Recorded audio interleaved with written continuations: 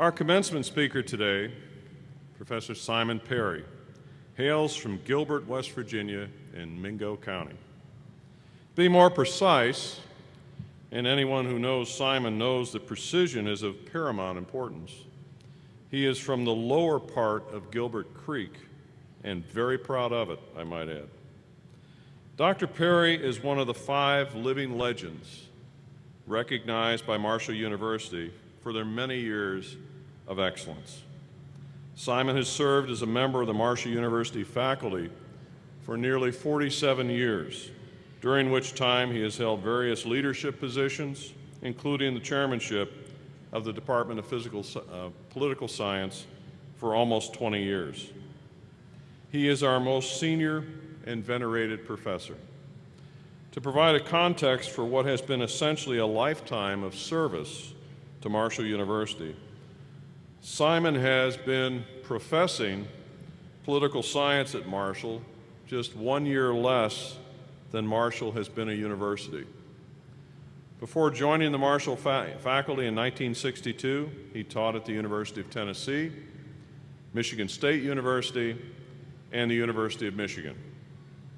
Simon received his bachelor's degree in political science and history from Berea College in Kentucky in 1954, his master's degree from the University of Tennessee in 1955, and his PhD degree from the Michigan State University in 1961. Simon married his beloved wife, Frances, 53 years ago. They are the proud parents of 4 children, sons David, Paul, and Thomas, and daughter Kelly. David is here today with us. Kelly would have been here today if it hadn't been snowing, but we welcome them as well. I know Kelly's here in spirit.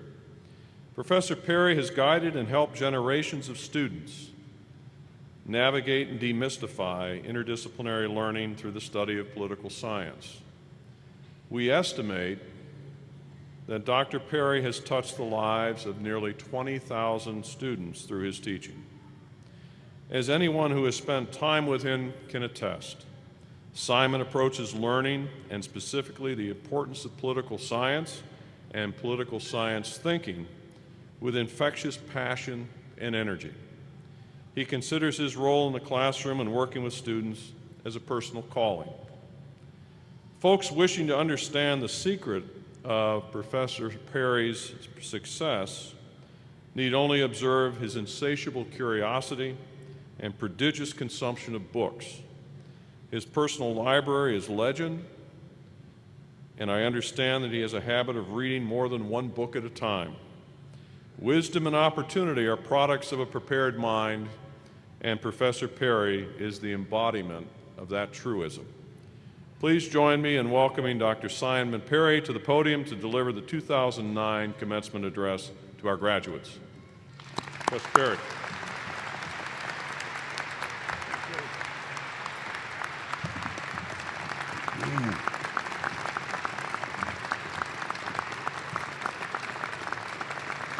Thank you. Thank you very much. And thank you, Dr. Kopp, for that most generous introduction. What an important day this is. Today marks the separation of most of you from college, just as going to college separated you from the first time, for the first time, from your community. Tomorrow, you will go forth into the world. And today, it is a great honor for me to give you some advice on how you should live when you go into that world. But first, I would like to say a few words about going forth into the world. Russell Baker, a 2-time Pulitzer Prize-winning journalist, has said that the best advice that he could give students today is to not go into that world. It is a mess out there, he said. And my wonderful Father admonished all of his children to separate yourselves from the world. It is so sinful out there. Well, I have followed the advice of my father and Russell Baker since my graduation from Berea College in 1954. I have refused to go out into the world, even though the world may be a bit better today than it was in 1954. Look at what is out there. Out there is a governor of Texas who is talking about seceding from the Union. Out there today are corporate executives who want to give themselves $60 million bonuses out of taxpayer money. Out there today is Rush Limbaugh.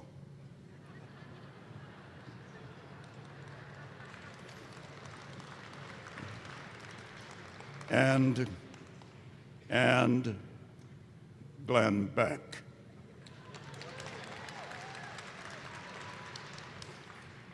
But still, the major reason I don't want to go out into the world is my deep fear that I might still run into Monica Lewinsky.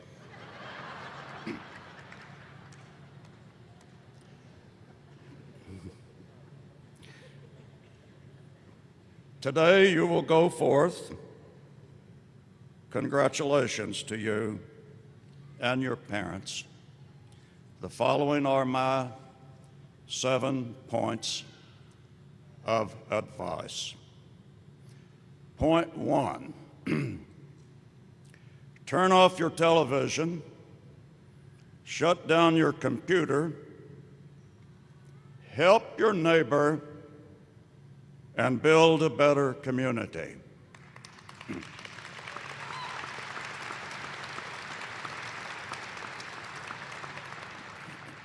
Robert Putnam, a political scientist, has warned that something very alarming is happening to our communities. We are losing touch, he says, with one another, and we are not working together to solve critical problems. If we compare ourselves with our parents and our grandparents, we are less connected than they were. Membership in all groups is down. Families playing cards and neighborhood games have virtually disappeared. The practice of entertaining friends is a way down. And of course, people don't go on picnics very often today. I believe that the graduates of today will reverse that trend.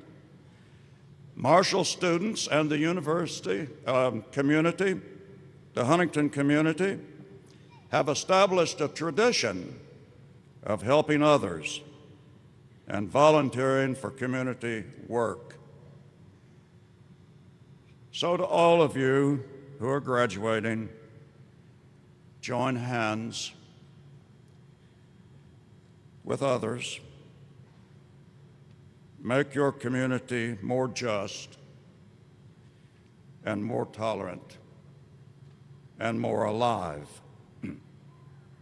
While many have recognize the importance of doing this. I feel none have stated it as well as Madeleine Albright. Every life enriched by your giving, every friend touched by your affection, every soul inspired by your passion, and every barrier to justice brought down by your determination will enrich your own life and inspire others. So let this be a part of the history that your lives will write. Point 2. Growing up, whatever its nature, is a period of dependence. And today we thank those who helped us along the way. So express gratitude and a deep love to your parents and the community where you grew up. I remember so well this period of my life. When I went away to college, I embraced all of my father's beliefs. He commanded respect and admiration. College introduced me to so many different ways of knowing the world. I couldn't wait to get home to tell my dad all that I had learned. At Berea, where I went to school, students only came home one time a year, Christmas. So when I came home for the first time, my dad and I discussed politics, and I registered just a slight disagreement with my father, and he looked so hurt. The second time I came home, I expressed stronger disagreement with my father, and he looked at me and he said, "Simon, I think I have made a great mistake sending you to college." And the third time I came home, I disagreed even more strongly with my father. And he looked at me and he said, "Simon, if you believe that way, you need to go to communist Russia and live."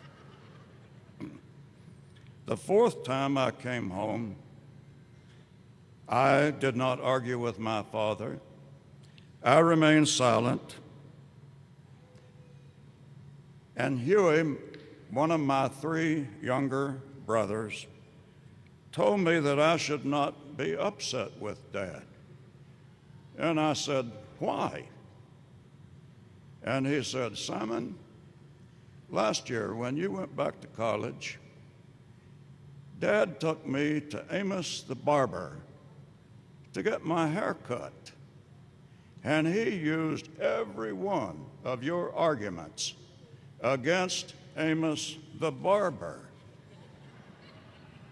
I said, "Well, you have to be kidding me." And he said, "No, it's the truth." I said, "Well, then what did Amos say?" And he said, "Amos turned red with anger and looked at Dad and said, 'Yulie, if you believe that way, you ought to go to Russia and live.'" Point 3. Continue to be a knowledgeable person. Buy a lot of books and read a newspaper. The more books you have, the longer you will live, the more money you will make, the more knowledge you will have, and the more successful your children will be in school. That's what the empirical data show. Barbara Tuchman, the great political historian, gives us, in my judgment, the best statement on the importance of books. Books, she says, are the carriers of civilization. Without books, history is silent, literature dumb, science crippled, and thought and speculation at a standstill. They are engines of change, windows on the world, and humanity in print. Barbara Tuchman. Today, you may be a little tired of books, so rest, and then begin the wonderful task of building your library. And by the time you reach my age, you should have between 1,000 and 6,000 books. But to be informed in the world, it would be helpful if you were to read newspapers. Today, newspapers are falling dead all over America. The daily audience for news is mostly older adults. Those who are 50 years and older read a newspaper every day. Young people, those who are 30, rarely read a newspaper or even watch the news on television. Many people think the web will attract the young to news. There is absolutely no evidence that that is happening. So read a newspaper. Don't let them all die. I would hate to think that I have to have my cup of coffee every morning without a newspaper. Point 4, make a lot of money. But devote yourself also to the development of what the great economist Albert Hirschman calls moral resources. Moral resources include trust, honesty, and respect. Normally, when resources are used, they disappear. But when moral resources are used, they increase, and they disappear if never used. So trusting behavior leads to more trusting behavior. People develop confidence in such a person. Distrust, Hirschman notes, prevents people from engaging in very rewarding cooperation. So I believe that when you move into the community, your high standing will depend more on your moral resources than on your material ones. Of course, you will need to develop both, but you will stand higher if you are known by your trust, by your honesty, and by your respect. Point 5. Point 5, do less emailing. Write more letters to your mother, father, loved ones, and friends. Express in beautiful prose your feelings of love, your concerns, and your reflections. my mother wrote me hundreds and hundreds of letters. Only 3 remain. How I wish I had those letters. Point 6. Point 6, remember Marshall in all the meanings of that phrase. Remember its teachers. Remember its administrators. And remember all the friends you have made here. Marshall's professors have worked hard to give you the best possible education. What Abraham Lincoln said about government is even more relevant to education. Government, he said, is to elevate the condition of man, to lift artificial weights from all shoulders, to clear the path of laudable pursuit for all, to afford all an unfettered start and a fair chance in the race of life. That is what education at Marshall is all about. My final point. Before I give you my final point, let me add a quick personal note. The earth is a great place to live. Wonderful. Take care of it. Maintain it. Improve it. There is no place on this earth that I would rather be than at Marshall University. But in May, after 51 years of college teaching, I am sad to say I'll finally be joining you and going out into the world. And I don't care if Monica is out there or not. Now to my final point, and listen closely, because you may never hear these words again. Get married, and when you do, buy a small bed,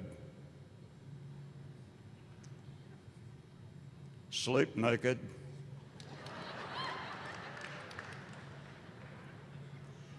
make many children. Ken Burns, the historian, suggests 25. That may be too many.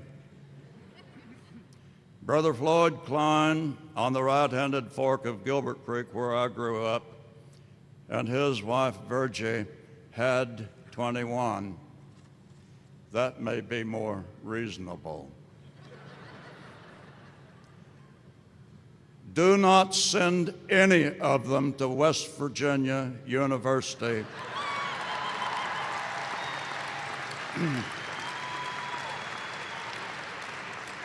Send them all to Marshall. And farewell, keep in touch, and make yourself a great life. And we love you very, very much. Thank you.